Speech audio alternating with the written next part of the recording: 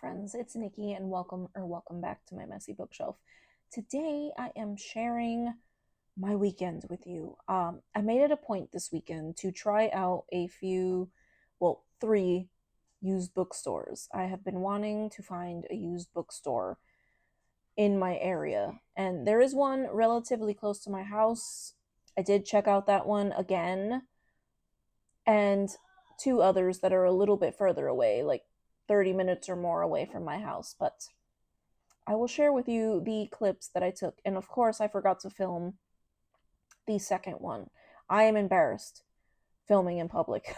so um, I just filmed a couple of short clips from the first and the third bookstores that I went to. And yeah, this is not going to be some sort of aesthetic vlog situation, but I will share those clips with you. So stick around if you are interested in my experience checking out some new to me bookstores and one that I've been to before.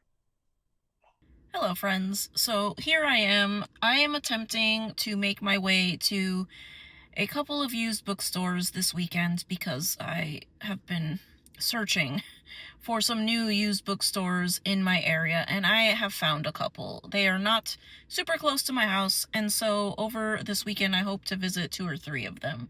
And I have just parked at the first of them, and it is quite a crowded parking lot, so I don't want to be talking to myself in the car for too long, but I will check it out and let you know what I think.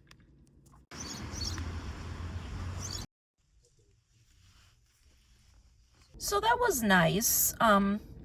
They did have a bunch of used books, and they're obviously a used bookstore, but it was much more expensive than I'm used to seeing in a used bookstore. Most of the books were only $1 or $2 less than the asking price that I would pay somewhere else and get store credit for purchasing. But I did actually manage to pick up a few things, and I will share that at the end. I think I will make this my spot because I will come back. The owner was very nice. It seems they've been here for a long time. I think that I will make this a spot to check out for out-of-print classics, because they did have a huge selection of those. But for more modern, contemporary books, I don't think the price was worth it. But it was good. It was good. I enjoyed it. So we'll see what the next one holds. About to check out our next spot. Got the family here. Drag them along. Help. Hold on, mommy's recording. We can't talk to her right now. Yeah, she makes me hold her coffee.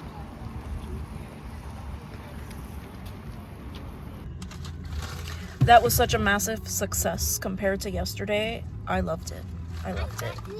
And yes, you got ramen chips and a plushie. Hello. Thanks to Daddy. So now I thought I'd quickly share what I picked up in all of these bookstores. So I did purchase something in each of the stores that I visited. Number two was the one I did not film. It is the one closest to my house that I have been to before. And the selection just, it really honestly sucks. But I do want to support local. And I want that used bookstore experience. Usually, my used books are randomly found in thrift stores when I am looking for clothing or from thriftbooks.com. So, the first store that I went to was new to me, and it wasn't too far away. It was maybe 30 minutes away from my house. I was disappointed by how expensive everything was. It was a hole in the wall. It was not, fancy or anything, which I love. I love browsing a good used bookstore. But everything was so expensive. They had a ton of things piled to the ceiling, and they had a bunch of different things, but it was so expensive. And when I say expensive, I mean everything was only about $1 or $2 off of the list price of new books. So I was very disappointed about that. But I did want to support them because The owners were a very nice elderly couple that have been running that store for over 30 years. And I did want to support, and I did find some things that I wanted. So I think I've decided that I will make that my spot. I think I mentioned it in the clip that I will make that my spot to go searching for out of print classics. I don't think I will ever purchase anything else from there because the price is honestly not worth it. I could buy something not creased and not, that doesn't have annotations inside for $1 more. But I will share what I got in that first store. So the first thing I got, thankfully, this one had nothing inside of it. I picked up a mini Wreck This journal. And if you are unfamiliar with these are super fun. My daughter and I have two of these full size ones and have worked through them over the past few years. And the whole point is you are supposed to wreck this journal, and it gives you prompts of things to do. I'll give you an example. Hide parts of this page in your travels. So it has you cut, make a mess with it, poke holes. There's prompts that, you know, cover this page with odd things that you find. It's super fun. We've always enjoyed um, these books. Get it stamped by someone. So this one is a mini one that's meant to be carried with you everywhere. My other one, that the most recent one that we have, is almost finished, but it's quite a bit bigger and not easy to just throw in my purse. So this one will fit perfectly in my purse, and I did pick this one up because we love doing these together. The next thing I picked up at that store, the first store, was a book I just read in April. One Day in the Life of Ivan Denisovich by Alexander Solzhenitsyn. And I really, really liked this book a lot. More than I thought I would. Now, this is not, or this, I haven't read anything else by this author, but this was no Dostoevsky or Tolstoy, but it was fascinating. And it documents the life of, well, not the life, it documents one day in the life of a prisoner of a gulag camp and his good day. He had a good day, and it's just documenting that one day in his life. And I really, really liked it a lot. And I decided I wanted to own it. And I saw it and I said, okay. The next one, I honestly probably should have just bought this one new because it was almost as expensive as the new version. And Crime and Punishment, a book I've read that I plan on rereading, and it's the Pavir and Volokonsky translation.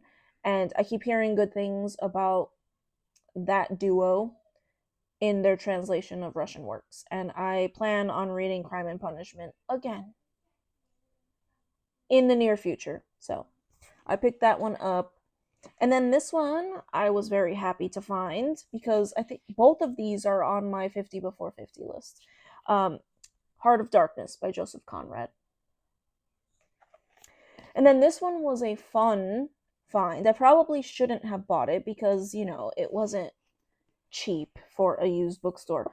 But it's Geisha by Liza Dalby. And this has all kinds. So I guess this woman is a photographer or an anthropologist specializing in Japanese culture. She visited Japan and went to a couple of different geisha districts and spent time with them and photographed them and got a lot of historical context about geisha. Of course, now I can't find any of the photos, but I am currently reading Memoirs of a Geisha with my friend Jessica and another Audio Miles friend, and we are loving it. And I think all of us are pretty intrigued by all of the historical context with geisha. And I was also very intrigued when I read Shogun because there was a lot of mention and description of geisha in that book too. And I have been flipping. This is the one I have spent the most time with since this past weekend. And I've been loving the pictures and even certain things like on the cover and the back cover that I recognize. You looking at it probably don't, but now I know what the meaning behind some of the articles of dress and like the tattoos that they have on the back of their neck. Now I know what that means, and it's fascinating to see this. So I am really happy that I found this and picked it up. It does have annotations in it, and it was not cheap for a used bookstore, but I still picked it up. And like I said, I will return there when I'm kind of searching for some classics. But yeah, the second bookstore that I went to is the one that is closest to my house, and that I have always complained here on BookTube that my local used bookstore has a horrible selection. And they do. But I did get a couple things, and I was happy with both. Didn't see anything else in the store that I wanted. So I picked up a rather battered copy of The Mill on the Floss by George Eliot. I read Middlemarch 2 years ago, and I want more George Eliot. So I've heard a lot of people say this is one of their favorites, so got that one. And then this one I've been wanting to read, and I haven't picked it up new, The Heaven and Earth Grocery Store by James McBride.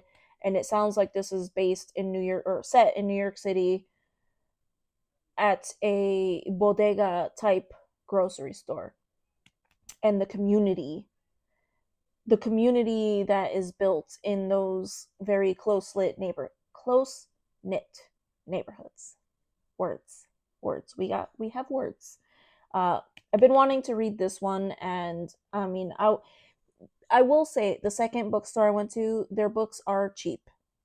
They are cheap, so I was very happy to find this for over half of the cost, or less than half of the cost that I would have picked it up at Barnes and Noble or somewhere like that. So I am happy to have found this. And I will continue to check in there every now and again, but every time I go in there, sometimes I walk out with nothing. So yeah.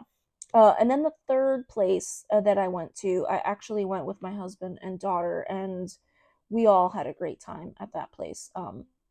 That was a store called Second and Charles, that I guess is a chain that has used books and pop culture like memorabilia, and we had a lot of fun in there. And the books were cheap, way cheaper than the mom and pop store I went to first. So I found two of the books that I was looking for at the other two bookstores, and I will share those right now. So I found London and Sarum by Edward Rutherford, and I was looking for these two and Ruska by Edward Rutherford. These are both books that I have read before, but I loved them, and I am looking to get back into historical fiction and reread these. And Ruska, I never made it fully through, and I've been wanting to get through that one completely. So, love these ones. I love these ones. This one, I owned it, and I actually left it. I took it with me when I was out to sea, and I left it on the ship, and someone else picked it up and was reading it, so I abandoned it. So, and then this one, I had a mass market paperback version of it, and I think I unhauled it because a giant chunker like this in mass market paperback is just so unpleasant to hold and try to open and turn pages. So, yeah, I wanted copies of these. And then this one, I didn't even know this was a thing.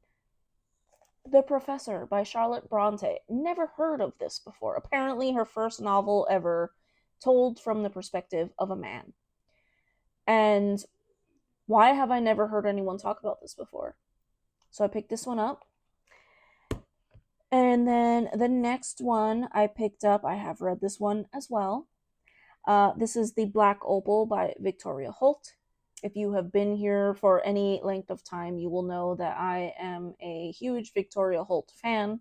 That is a pen name of Eleanor Hibbert, who is no longer with us, but she had various pen names for the different genres that she wrote in. Her Victoria Holt pen name is her gothic romance, historical fiction novels. And she was very prevalent in the 60s, 70s, and 80s. And these books remind me of my mother. These, and we owned a couple of them when I was growing up, and I read them when I was a teenager because she loved them.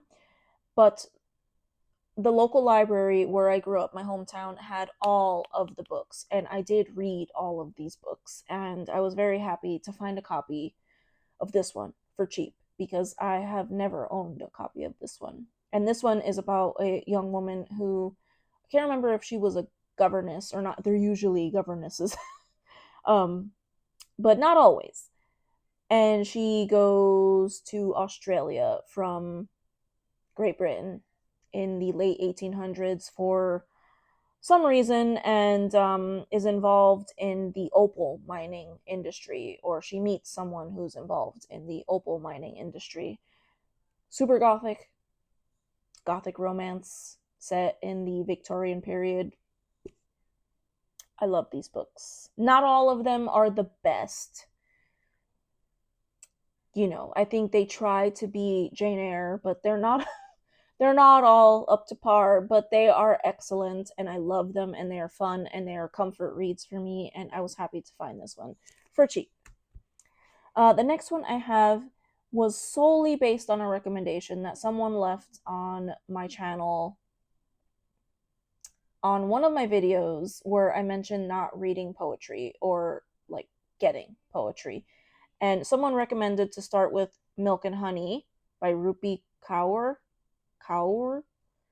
and I found a copy at that last bookstore for cheap. And so I picked it up. And, I want to give poetry some more attention. So here we go. I don't know anything about the poems in there. And then the last one I picked up was this awesome edition, also for cheap, $7. Come on.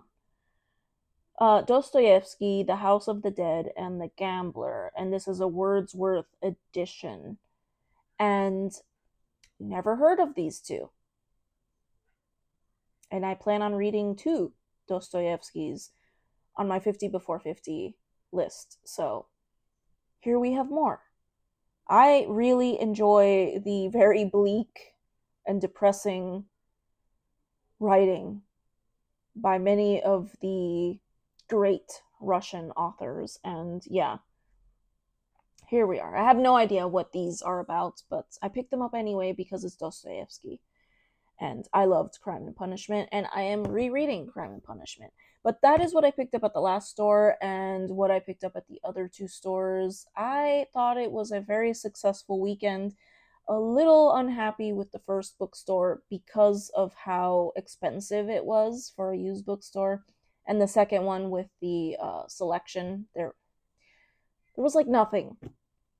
Very, very few books that I would ever be interested in reading, but I will continue to visit all of these places, but the third one, I am so happy, and I plan on going there a lot more often. But yeah, that was my experience checking out 3 used bookstores this weekend. I did support local, and yeah, we can't always be buying new books. And I wanted to go to the store instead of just ordering on thrift books. So thank you so much if you listened to me ramble that whole time. And I thank you so much. And I hope to see you in the next video. Take care. Bye.